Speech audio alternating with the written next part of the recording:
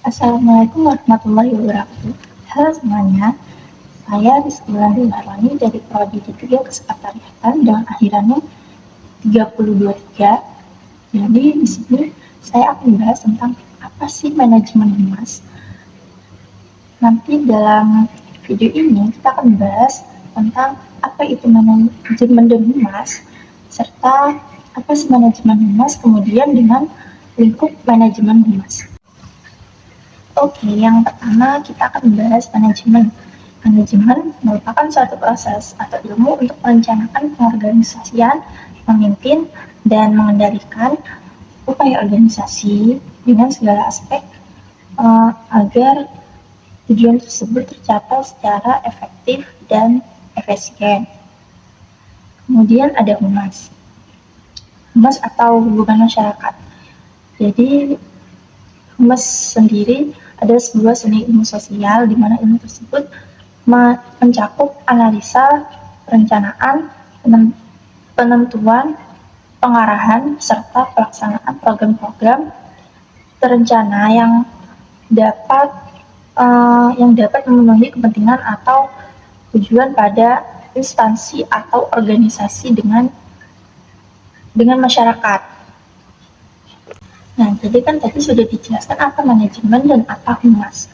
Jadi, kalau digabung, apa sih manajemen humas? Manajemen humas adalah suatu fungsi manajemen dalam mengembangkan hubungan antara organisasi dengan publik atau masyarakat dengan tujuan membina hubungan kerjasama secara timbal balik di dalam kepentingan bersama dalam rangka mencapai pengakuan yang baik dari publik.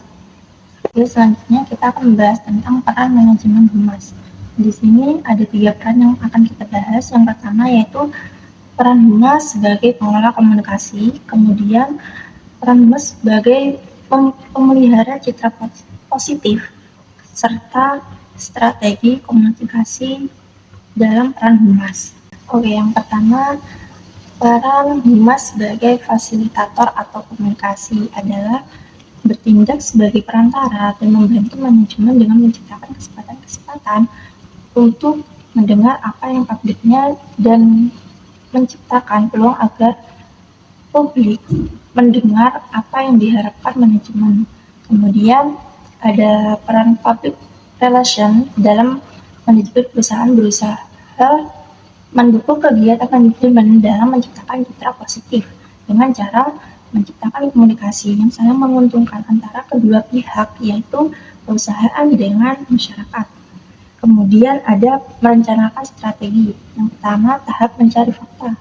Pada tahap ini, humas memiliki tugas untuk mencari fakta dan data di lapangan terkait dengan opini, sikap, dan reaksi publik terhadap segala sesuatu yang berhubungan dengan organisasi atau perusahaan. Yang kedua, ada tahap perencanaan atau planning, dilakukan untuk menyusun program kerjanya. Kemudian yang ketiga ada tahap komunikasi, adalah komunikasi atau menyampaikan informasi secara aktif kepada publik, baik kalangan internal maupun eksternal. Kemudian yang terakhir ada tahap evaluasi. Setelah komunikasi dilaksanakan, humas perlu menghimpun respon atau umpan balik atau feedback dari publiknya sendiri. Kemudian di sini ada prinsip-prinsip manajemen humas. Yang pertama ada transparansi, terbuka, dan jujur dalam komunikasi dengan masyarakat. Kemudian yang kedua ada akuntabilitas, bertanggung jawab atas tindakan dan keputusan mereka terhadap publik. Kemudian yang terakhir, yang ketiga ada responsibilitas, merespon kebutuhan dan harapan masyarakat dengan tanggap. Oke, selanjutnya di sini ada fungsi manajemen humas. Yang pertama, menunjang kegiatan manajemen. Yang kedua, membina hubungan harmonis dengan masyarakat. Yang ketiga, menciptakan komunikasi dua arah. Yang keempat, yang terakhir, melayani publik dan menasihati pimpinan organisasi. Kemudian di sini ada ruang lingkup humas yang meliputi publisitas, pemasaran, public affair, manajemen isu, lobby, dan hubungan investor. Baik, yang pertama, istilah publisitas sendiri adalah kegiatan penempatan berita mengenai seorang organisasi, atau perusahaan di media massa. Dalam hal ini, publisitas tidak berasal dari wartawan dan media massa, namun media massa menggunakan sumber dari pihak humas perusahaan karena mempunyai nilai berita yang menarik perhatian publik. Yang kedua ada pemasaran. Mencari keuntungan adalah hal yang sangat diharapkan sebuah perusahaan memenuhi kebutuhannya. Dalam hal ini, humas harus dapat menguasai dan mencapai target yang sudah ditentukan. Yang ketiga ada public affair. Mempengaruhi kebijakan publik adalah tugas yang harus diselesaikan oleh humas untuk membangun dan mempertahankan hubungan dengan pemangku kebijakan dan komunikasi lokal. Humas mempunyai dua hal, yaitu pemangku kebijakan atau pemerintah dalam komunikasi lokal atau masyarakat lokal. Kemudian yang keempat, manajemen isu. Humas mempunyai tanggung jawab untuk melihat kecenderungan isu atau opini publik yang beredar di tengah masyarakat. Selanjutnya yang kelima ada lobby.